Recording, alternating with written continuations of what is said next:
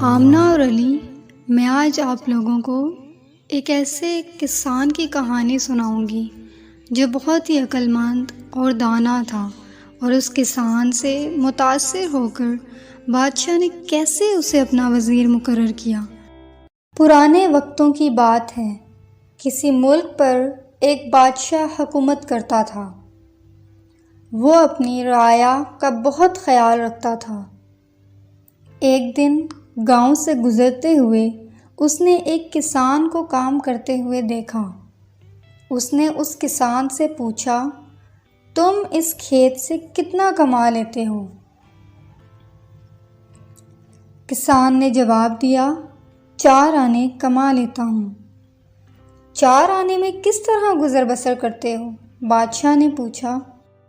کسان نے جواب دیا، 1 آنے کا قرض دیتا ہوں، 1 آنا کنویں میں ڈالتا ہوں، 1 آنا قرض اتارتا ہوں، اور 1 آنا اپنے اور بیوی پر خرچ کرتا ہوں۔ بادشاہ نے بڑی حیرانی سے پوچھا، یہ قرض دینا اور اتارنا اور کنویں میں ڈالنے کا مطلب کیا ہے؟ کسان نے بڑی دانائی سے جواب دیا، 1 آنا قرض اتارنے کا مطلب ہے اپنے والدین پر خرچ کرتا ہوں، 1 آنا قرض دینے کا مطلب ہے اپنی اولاد پر خرچ کرتا ہوں، اور کنویں میں ڈالنے سے مراد اللہ کی راہ میں خرچ کرتا ہوں۔ بادشاہ کسان کی دانائی پر بہت خوش ہوا، اور اس نے کسان سے کہا، جب تک میرا چہرہ 100 بار نہ دیکھ لو، کسی کو اس بات کا راز نہ بتانا۔ اگلے روز بادشاہ اپنے محل میں تمام وزیروں سے اس بات کا ذکر کرتے ہوئے ان سے یہی سوال کرتا ہے۔ کوئی بھی اس کا جواب نہ دے سکا، مگر بادشاہ کا وزیر ایک دن کی مہلت لے کر اسی گاؤں کی طرف چل پڑا۔ وزیر نے کسان سے اس کا جواب پوچھا تو کسان نے اس کو بادشاہ کی شرط کے بارے میں آگاہ کیا۔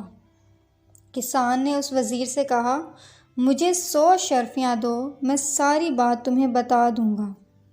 وزیر نے اگلے روز بادشاہ کے سامنے اس بات کا جواب دے دیا۔ بادشاہ آگ بگولا ہو گیا اور اس نے کسان کو اپنے پاس بلایا۔ کسان نے اس شرط کا ذکر کیا تو کسان نے کہا، میں نے 100 اشرفیوں پر آپ کا چہرہ دیکھ کر ہی وہ بات وزیر کو بتائی۔ محل میں بیٹھے سارے وزیر کسان کی دانائی پر دنگ رہ گئے۔ بادشاہ نے کسان کی اس دانائی کو دیکھتے ہوئے اس کو اپنا وزیر مقرر کر لیا اور سارے فیصلے اور مشورے اس سے کرنے لگا۔ اس کہانی سے ہمیں یہ سبق ملتا ہے کہ ہمیں ہر کام شعور اور عقل کے ساتھ سر انجام دینا چاہیے، جس کے نتیجے میں ہمیں کامیابی ضرور ملتی ہے۔